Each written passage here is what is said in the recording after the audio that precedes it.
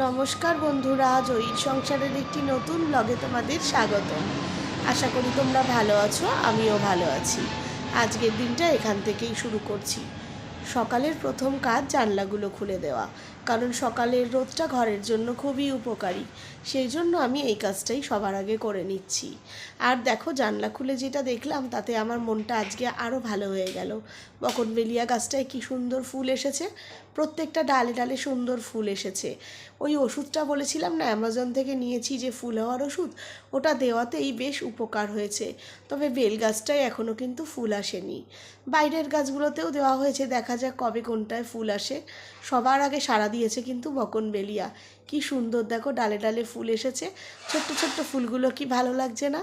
তাই তোমাদের সঙ্গেও শেয়ার করলাম। এই সমস্ত দেখলে মনটা সারাদিনের জন্য খুব ভালো হয়ে যায়। এদিকে মেয়েও পড়াশুনো নিয়ে ব্যস্ত, ওর যেহেতু সামনেই পরীক্ষা, তাই ঘুম থেকে উঠে ওকেও আগে ব্রেকফাস্ট দিয়েই পড়তে বসিয়ে দিয়েছি। একদিকে ওকে পড়াশুনো করানো হচ্ছে, আর একদিকে আমি ঘরের কাজগুলো একটু একটু করে সারার চেষ্টা করছি। তার সাথে রয়েছে রান্না বান্না, সেটাও একটু তাড়াতাড়ি করে নিতে হচ্ছে। সব কিছু মিলিয়ে এখন দিনটা শুরু করলাম, আর কাজকর্মও তার সাথে সাথে শুরু করছি। ওকে পড়তে বসিয়ে দিয়েছি, ও পড়াগুলো করছে, তার মধ্যে আমি রান্নাটা সেরে নিচ্ছি। বানাচ্ছি এখন ডালের বড়া দিয়ে একটা নিরামিষ তরকারি। এই তরকারিটা খেতে খুব অসাধারণ লাগে। এই তরকারিটা বহু পুরনো একটা তরকারি। এই রেসিপিটা আমার মায়ের হাতের, তার আগে আমার ঠাকুমার হাতেও খেয়েছি। ঠাকুমা যেহেতু নিরামিষ খাবার খেত, তাই ডালের বড়া দিয়ে এই ধরনের তরকারি মা প্রায়ই করতো। সুতরাং এটা একটা খুব পরিচিত তরকারি। তবে দেখো, এখন মিক্সিতে যেরকম ডাল বেটে নেওয়া হচ্ছে, তখন সেই সুবিধাটা তো সবসময় থাকতো না। তাই তখন শিলের ডাল বেটে নিয়ে এই বড়া করে তরকারি করা হতো।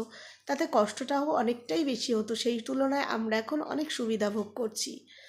তবে ডালটা আমি আগের দিন রাত্রেই ভিজিয়ে রেখেছিলাম, আজকে সকালে এটা ভালো করে পেস্ট করে নিয়েছি। এখন বড়াগুলোকে এক এক করে ভেজে নিচ্ছি। এই বড়াটার জায়গায় বড়িও দিয়ে করা যায়, তবে ডালের বড়াটা দিলে যেন তরকারিটার স্বাদ আরও অনেকটাই বেড়ে যায়। ডালের বড়াগুলো ভেজে এক এক করে তুলে নিয়েছি। এর মধ্যে আমি এবার পাঁচ ফোড়ন আর তার সঙ্গে একটু তেজপাতা ফোড়ন দিয়ে বা আলুগুলোকে দিয়ে দিয়েছি। তার সঙ্গে দিয়ে দিয়েছি টমেটোটা, আর দিয়ে দিয়েছি প্রয়োজন মতো নুন। বেশ খানিকক্ষণ ঢাকা দেওয়ার পরে আলুটা মজে আসার পরে বাকি সবজিগুলো দিয়ে দিয়েছি। তবে ফুলকপিটা আমি হালকা করে একটুখানি স্টিম করে নিয়েছিলাম। এর মধ্যে বেগুন, শিম, ফুলকপি সমস্ত সবজি দিয়ে দিয়েছি। এটা যেহেতু একটা সবজির তরকারি, তাই যত রকম সবজি থাকে সব কিছু দিয়ে দিলেও খেতে বেশ ভালোই হয়। ভালোভাবে নাড়াচাড়া করে নিয়ে এখন এর মধ্যে দিয়ে দিয়েছি ড্রাই স্পাইসেস। সেরকম কিছু এতে দিতে লাগে না, একটু ধনে গুঁড়ো, জিরে গুঁড়ো, হলুদ গুঁড়ো এই সমস্ত দিয়ে ভালোভাবে কষিয়ে নিলেই হয়ে যায়। বেশ কিছুক্ষণ ধরে এরকম নাড়াচাড়া করে নেব, যতক্ষণ মশলাটা থেকে তেল না বেরোবে ততক্ষণ এরকম নাড়াচাড়া করে নেব। নাড়াচাড়া করে বেশ খানিকক্ষণ ধরে এইভাবে নাড়াচাড়া করতে করতে যখন তরকারিগুলো, সবজিগুলো মজে আসবে দেখব, তখন আবার কিছুটা ঢাকা দিয়ে আরেকটু ভালোভাবে এটা যখন নরম হয়ে যাবে, তখন তার মধ্যে দিয়ে দেবো ফুটিয়ে রাখা গরম জল। গরম জল দিয়ে তারপরে বেশ কিছুক্ষণ ঢাকা চাপা দিয়ে দেবো, আর গ্যাসের ফ্লেমটা বাড়িয়ে দেব। এইভাবে যখন সবজিগুলো মোটামুটি সমস্ত সিদ্ধ হয়ে যাবে, তখন তার মধ্যে দিয়ে দেবো আগে থেকে ভেজে রাখা বড়াগুলো। যেহেতু বড়াতে একটু ঝোলটা টেনে নেয়, তাই জন্য ঝোলটা একটু বেশি বেশি রেখে দিয়ে তবেই এই তরকারিটা নামিয়ে নেব। তবে এখন ফুটতে দেওয়া হয়েছে, বেশ কিছুক্ষণ ধরে এরকম ফুটবে, তাতে বড়াগুলোর মধ্যেও ঝোলটা ঢুকলে আরও বেশি টেস্ট হবে। সেই জন্য কিছুক্ষণ ফুটাবো। হয়ে গেল আমার একটা নিরামিষ তরকারি। এখনও বেশ কয়েকটা রান্না করব। পরপর রান্নাগুলো করে নিয়ে আরও অনেক কাজ আছে।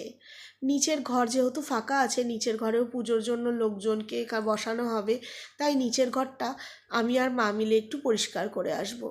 তবে আগে কিন্তু লোক দিয়ে অনেকটাই পরিষ্কার করে নিয়েছি, তবে দেখবে নিজের বাড়ির কাজ কিছুটা নিজে হাত না লাগালেও হয় না। বড়ার তরকারিটা রেডি হয়ে যাওয়ার পরে তোমাদের সঙ্গে কথা বলতে বলতে আমার এখানে আরেকটা তরকারিও রেডি হয়ে গেল। রাত্রের ডিনারটাও আজকে বানিয়ে রাখলাম, কারণ মেয়েকে রাত্রের দিকেও তো একটু পড়াতে হচ্ছে, যেহেতু সামনেই পরীক্ষা। তাই এখানে বানিয়ে নিলাম একটু চিলি পনির। সবথেকে সহজ উপায়ে করা পনিরের রেসিপির মধ্যে এটা এক অন্যতম। এটা করতে সময় খুবই কম লাগে। কর্নফ্লাওয়ার দিয়ে পনিরটাকে বেশ কিছুক্ষণ মাখিয়ে রেখেছিলাম, তারপর তেলে ভেজে নিয়েছি।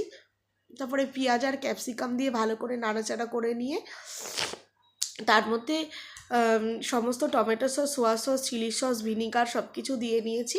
সেগুলো যখন নরম হয়ে এসেছে তখন পনিরটা দিয়ে নিয়েছি।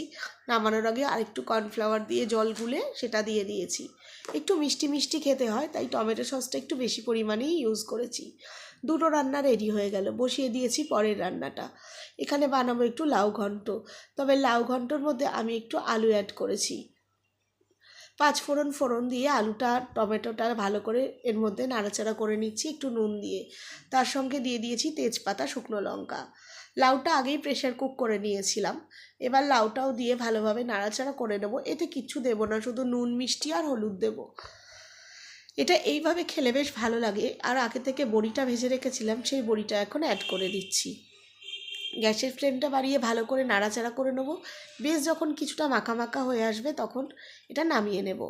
আজকে রান্নার দিকটা মোটামুটি এইভাবেই কমপ্লিট করে উঠতে পারলাম, কিন্তু বাকি রয়েছে বাকি কাজগুলো। বললাম না একটু ঝাড়াঝুড়ির কাজগুলো বাকি রয়েছে। লোক দিয়ে অনেকটাই করিয়েছি, তবে বেশ কিছুটা কাজ বাকি আছে, সেটা মা আর আমি মিলে এখন সেরে নেওয়ার চেষ্টা করছি। মেয়েকে স্নান করিয়ে বলেছি এখন আরেকটু নিজে নিজে পড়াশুনো করতে, তাহলে রান্না কমপ্লিট হলে আমি এই কাজগুলো করে নেব।